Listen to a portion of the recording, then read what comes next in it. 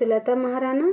आप सबका स्वागत है मेरे YouTube channel SM education the educational platform पर। आज हम MST9 कहानी स्वरूप विकास अध्याय 5 हिंदी साहित्य में कहानी के एक प्रश्न की ओर चलते हैं। प्रश्न है कि प्रेमचंद पूर्व हिंदी कहानी के विकास और स्वरूप का विवेचन कीजिए, या फिर प्रेमचंद पूर्व हिंदी कहानी के विकास पर प्रकाश डालिए, या फिर पूर्व हिंदी कहानी की प्रवृत्तियों पर टिप्पणी कीजिए। तो कविता की तरह कहानी लेखन भी साहित्य की एक प्राचीन विधा है। कविता लेखन भी साहित्य की एक प्राचीन विधा है। जिस तरह से पहले कविता लिखना एक विधा थी, तो कहानी लिखना भी एक साहित्यिक विधा है। वर्तमान में कहानी लेखन को गद्य विधा में लिखा जाता है। कहानी को भी अभी गद्य विधा में लिखा जाता है, जबकि प्राचीन काल गद्य साहित्य को पद्य रूप में ही लिखा जाता। प्राचीन काल में गद्य साहित्य को पद्य रूप में पहले लिखा जाता था, लेकिन अभी कहानी को गद्य रूप में लिखा जाता है। पद्यमय गीतों के माध्यम से रस ग्रहण करते हुए भी समाज शिक्षा या उपदेश के लिए नेपथ्य में चलने वाली कहानी ही मनुष्य को अधिक बांधती रहती है। यानी पद्यमय गीतों के माध्यम से, जो गीत है वो पद्यमय थे, उनके माध्यम से रस ग्रहण करते हुए समाज शिक्षा और उद्देश्य के लिए नेपथ्य में चलने वाली कहानी ही मनुष्य को अधिक बांधती। यानी जो पद्यमय गीत है उसमें केवल रस ग्रहण, उसका जो रस, उसका जो सौंदर्य ग्रहण करते हुए उसके अंदर जो शिक्षा है, समाज शिक्षा है, उपदेश है, उसमें चलने से कहानी जो है मनुष्य को बांधती है। आधुनिक युग में गद्य के उदय से पूर्व भावपूर्ण लोक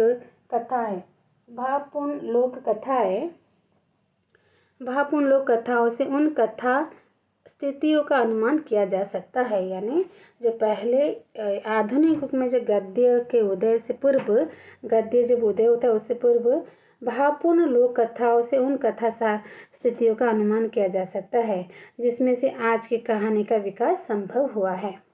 यानी युग में गद्य के उदय से पूर्व, आधुनिक युग में गद्य जब उदय होता है उससे पूर्व भावपूर्ण लोक कथाओं से उन कथा स्थितियों का अनुमान, जो लोक कथा थे, भावपूर्ण लोगों के अंदर जो भावनापूर्ण कथाएं थे, उसी से अनुमान किया जा सकता है कि कहानी का विकास किस तरह से संभव हुआ है। वैदिक युग से लेकर आज उत्तर आधुनिक समय तक कहानी के विकास की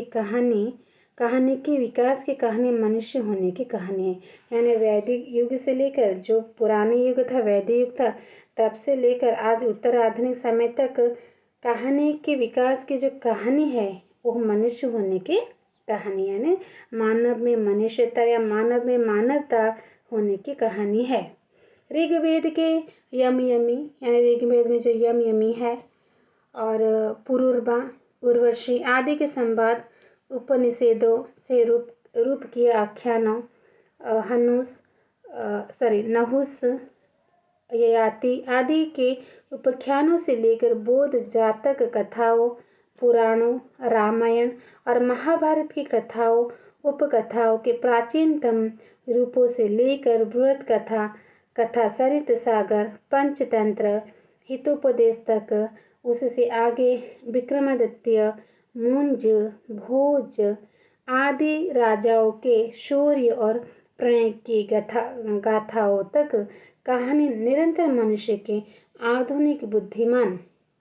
अधिक बुद्धिमान, सतर्क और अनुभवी होते जाने की कहानियां है। यानी वैदिक युग में, और जो वैदिक युग से लेकर आधुनिक युग तक जो कहानी का विकास हुआ है, मनुष्य ही है कहानी का विकास। ऋग्वेद में जो पुरानी कहानियां हैं, यम यमी, पुरुरबा और उर्वशी, और जो उपनिषद है, और जो जातक की कहानियां हैं, और इसमें रामायण, महाभारत, या फिर आप बृहत कथा सरित सागर, या फिर आप पंचतंत्र ले लीजिए, ये सारी चीज़ जो कहानियां हैं ये निरंतर मनुष्य को अधिक बुद्धिमान, सतर्क और अनुभवी बनाने की कहानियां है।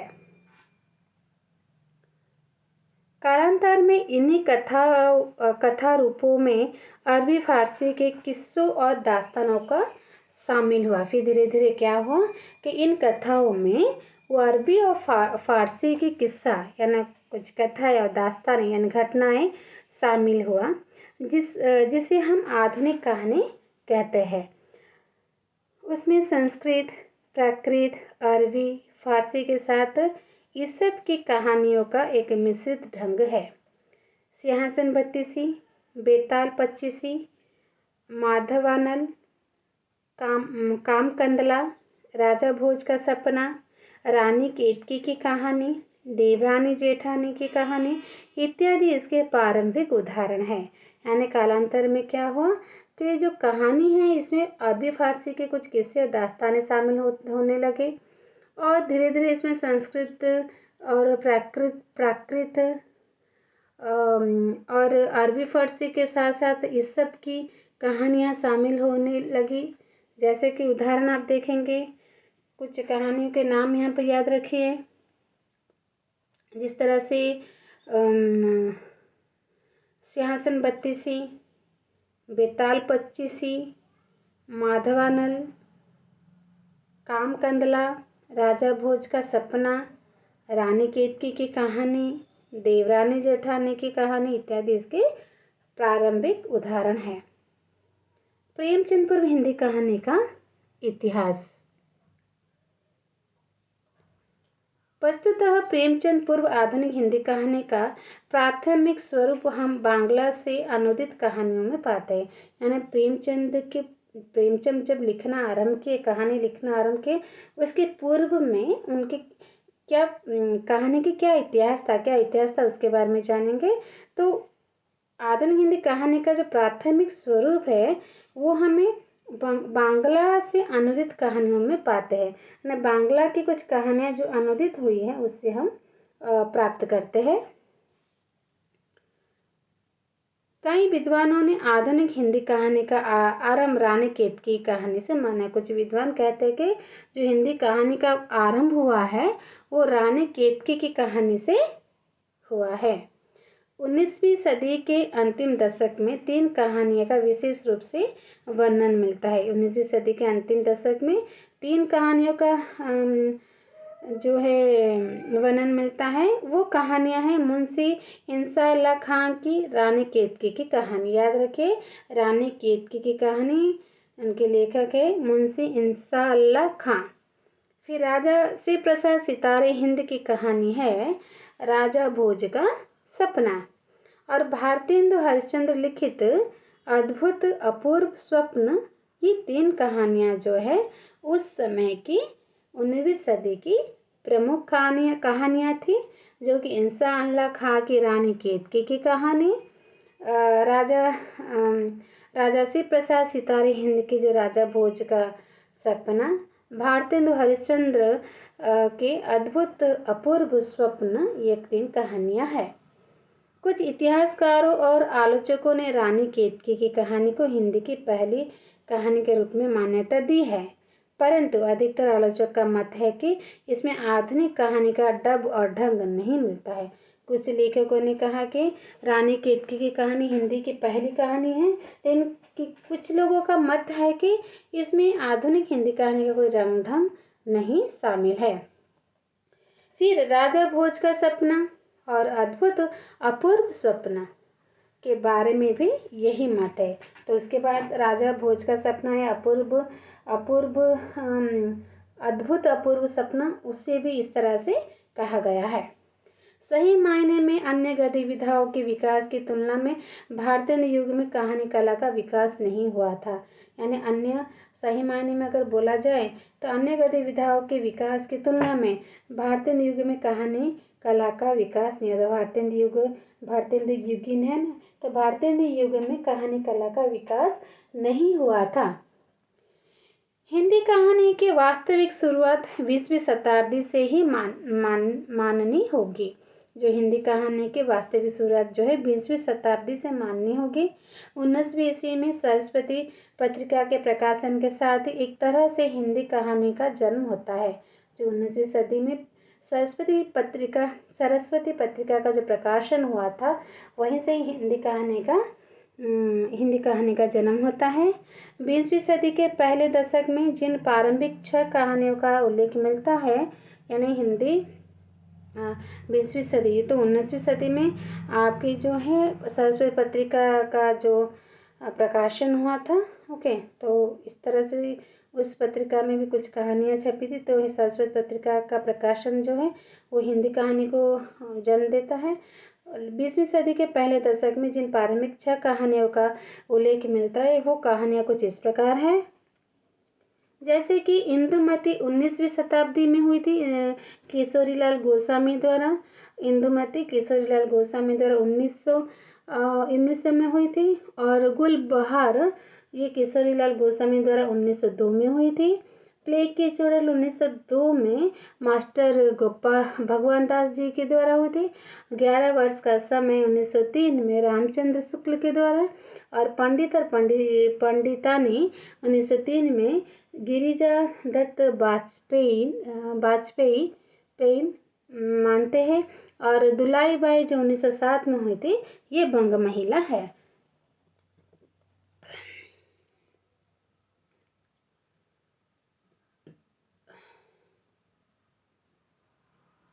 फिर चलते प्रेमचंद पूर्व हिंदी कहानी का विकास। 19वीं ईस्वी में सरस्वती का प्रकाशन आरंभ हुआ। सरस्वती के प्रकाशन वर्ष पर ही किशोरीलाल गोस्वामी की इंदुमती कहानी प्रकाशित हुई। तो 1900 ईस्वी में सरस्वती का प्रकाशन आरंभ हुआ और सरस्वती के प्रकाशन वर्ष पर ही किशोरीलाल गोस्वामी की इंदुमती कहानी का प्रकाशित हुआ। शेक्सपियर के नाटक टेम्पेस्ट की छाप इस कहानी पर है। शेक्सपियर के नाटक जो है टेम्पेस्ट की छाप इंदुमती कहानी में है। वातावरण में तो भारतीय है, परंतु कथानक पर टेम्पेस्ट हावी है। यानी जो वातावरण है, परिवेश है, वो भारतीय है, लेकिन जो कथानक है, जो इंसेट स्टोरी है, वो टेम्पेस्ट पर हावी है।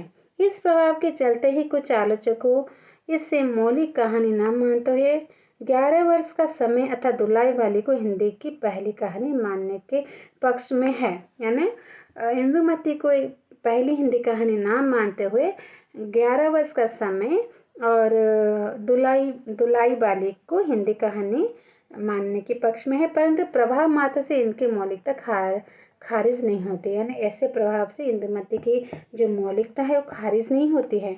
किशोरीलाल गोस्वामी ने वन शैली और कथ्य दोनों ही तरह से इसके मौलिक बनाने का प्रयत्न किया है। गुलबहार और प्लेग की चुड़ैल में कहानी कला के तत्व कम है। कहानी कला के तत्व के अनुरूप मौलिक प्रयास के रूप में 11 वर्ष का समय दुलाई बाली की उल्लेखनीय है। जो मौलिक कहानी के रूप में प्लेग की चुड़ैल में कहानी कला के तत्व कम है। कहानी कला के तत्व के अनुरूप मौलिक प्रयास के रूप में 11 वर्ष का समय और दुलाई बाली ही उल्लेखनीय है। इनमें तत्कालीन सामाजिक जीवन की यथार्थ का अच्छा परिचय मिलता है। भाषा और कहानी की दृष्टि से, आधुनिक लक्षणों की दृष्टि से दुलाई बाली में जो निखार है वो अत्यंत महत्वपूर्ण है। यानी भाषा और कहानी की दृष्टि से और आधुनिक लक्षणों की दृष्टि से दुलाई बाली में जो निखार है वो अत्यंत महत्वपूर्ण है। 1911 ईस्वी में काशी से इंदु नामक पत्रिका का संपादन हुआ था। काशी में जो है इंदु नामक पत्रिका का संपादन हुआ। 1911 ईस्वी में जयशंकर प्रसाद की कहानी ग्राम का प्रकाशन इंदु में हुआ था। जयशंकर प्रसाद की जो ग्राम कहानी है वो इंदु में हुआ था, जो कि 1911 में प्रकाशित हुआ था। इंदु में ही राधिका रमन प्रसाद सिंह की कहानी कानों में कंगना, राधिका रमन प्रसाद जी की कहानी कानों में कंगना का प्रकाशन 1913 ईस्वी में हुआ। आगे चलकर 1913 में ही प्रसिद्ध प्राप्त करने वाली कहानीकार पंडित विशंबर नाथ शर्मा कौशिक की कहानी रक्षाबंधन सरस्वती में प्रकाशित हुई। आचार्य चतुरसेन शास्त्री की पहली कहानी गृहलक्ष्मी सन 1914 में प्रकाशित हुई। आप सबको याद रखना है कि 1911 ईस्वी में इंदु नामक पत्रिका का प्रकाशन हुआ और इसमें 1911 में ही जयशंकर प्रसाद ने ग्राम नामक कहानी का इसमें प्रकाश किया, किसमें, इंदु पत्रिका में। और उसके बाद इंदु में राधिका रमन प्रसाद जी की कहानी कानों में कंगना, जो कि 1913 में हुई। और आगे चलकर 1913 में पंडित विशंबर नाथ शर्मा कौशिक की कहानी रक्षाबंधन, वो सरस्वती में प्रकाशित हुई थी। और आचार्य चतुर्सेन शास्त्री की पहली कहानी गृहलक्ष्मी, वो 1914 में सरस्वती में प्रकाशित हुई थी। उसके बाद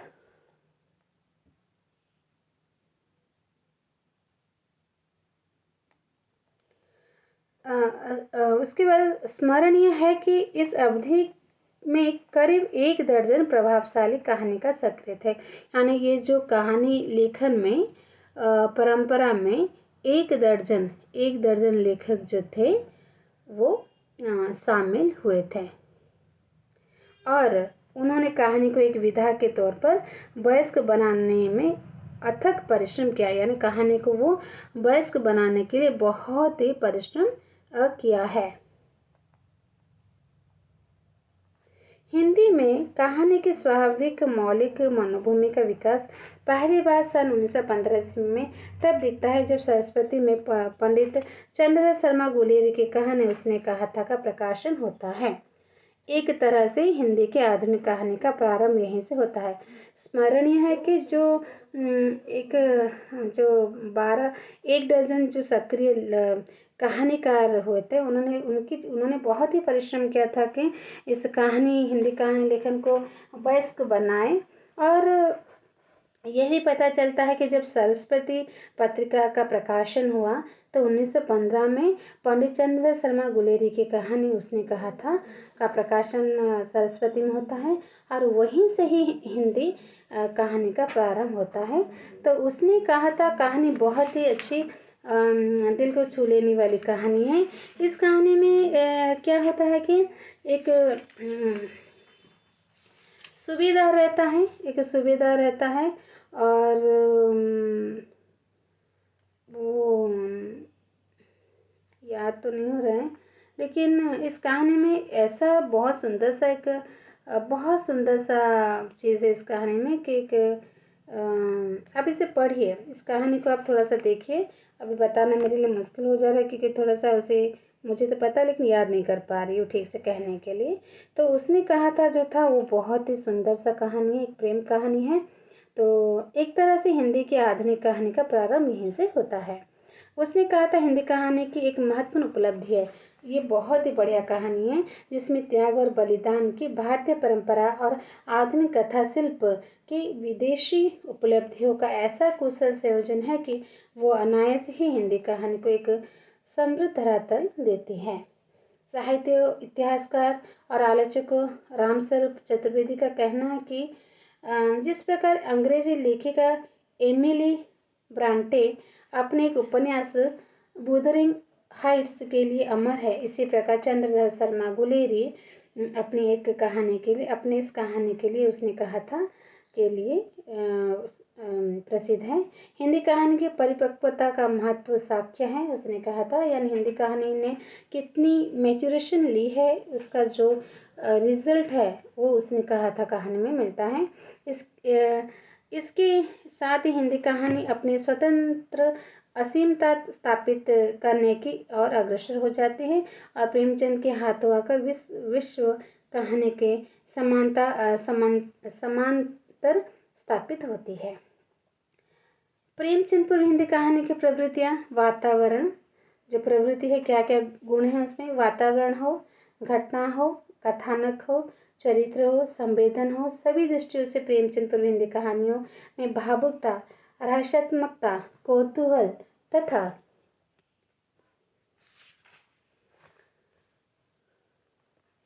उपदेशात्मक के दर्शन होते हैं। प्रेमचंद से पूर्व कहानी साहित्य सामंतवादी युग की देन की कथा कहा जा सकता है क्योंकि इसमें युग संघर्ष का अभाव है वह कहानी साहित्य के मनोरंजन तक सीमित था। रानी केतकी की कहानी तो रानी केतकी की कहानी जो है उसमें राजा उदयभान और रानी केतकी की प्रेम कथा की कहानी, जिसे हम राजा रानी की कहानी भी के रूप में बयां कर सकते हैं। इन बयानों में ब्यूरेवार विवरण वस्तु सत्य को ओझल कर देता है। सैकड़ों वर्षों से चली आ रही किस्सा गोई की मौखिक परंपरा से यह कहानी छूट नहीं पाती है।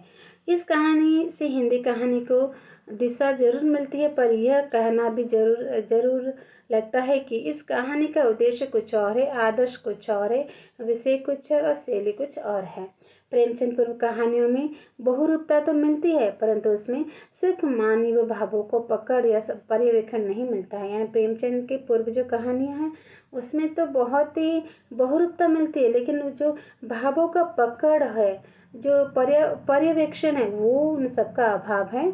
आगे चलकर प्रेमचंद प्रसाद, सुदर्शन और कौशिक ने विकसित किया है।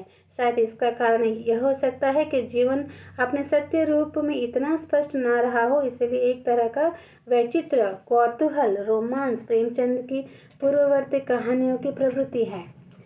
इस युग की कहानियों में दृष्टांत का रूपांतरण गल्प में नहीं हो पाया, इसलिए इतिहास, मिथक, चमत्कार, अंधविश्वास, जादू, तिलिस्मी आदि कथा दृष्टांतों और प्रसंगों को कहानी के पूरक के रूप में प्रयोग किया गया है। अतः प्रेमचंद पूर्व कहानियों से विचार को उत्तेजित करने के लिए हमें कुछ नहीं मिलेगा। मन के सुंदर भावों को जागरूक करने के लिए वहाँ कुछ न कुछ अवश्य मिल जाएगा। घटना प्रधान होने के कारण ज्यादातर कहानियां आकस्मिक और तज्जनित कौतूहल का निर्माण करने में ज्यादा दिलचस्पी लेती हैं। इन कहानियों में पात्रों चरित्रों का कोई स्वतंत्र महत्व नहीं होता, वरन घटनाएं चरित्र को परिस्थितिवश नियंत्रित और विस्तारित करते चलती है। विलक्षण काल्पनिक घटनाओं के निर्माण में इस दौर से कहानीकार का मन विशेष रूप से रमता है।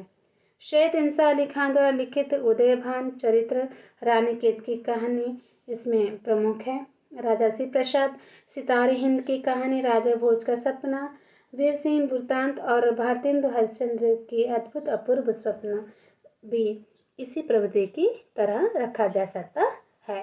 तो इस तरह से हमने अध्याय 5 का पहला प्रश्न जो है प्रेमचंद पूर्व हिंदी कहानी के विकास और स्वरूप का विवेचन कीजिए। तो इसमें आपको शॉर्ट क्वेश्चन भी मिल सकता है। प्रेमचंद पूर्व हिंदी कहानी को भी लिख सकते हैं और प्रेमचंद पूर्व हिंदी कहानी का इतिहास भी है और कहानी का विकास भी इसमें है और प्रेमचंद पूर्व हिंदी कहानी की जो प्रवृत्तियाँ है उसे भी आप पा सकते हैं। तो 4 भागों में आप करेंगे तो संक्षिप्त टिप्पणियाँ पा सकते हैं। पूरा पढ़ने से आपको एक लॉन्ग क्वेश्चन मिल सकता है। तो इसी तरह से ये वीडियो मैं समाप्त करती हूँ यहाँ पर, और आप मेरे चैनल को सब्सक्राइब कीजिए। अभी एग्ज़ाम पास आ रहे तो दोस्तों के साथ इसे शेयर कीजिए। आप भी लाभ उठाइए, दूसरों को भी लाभ उठाने के लिए दीजिए और लाइक शेयर ज़रूर कीजिए। तो नमस्ते, धन्यवाद।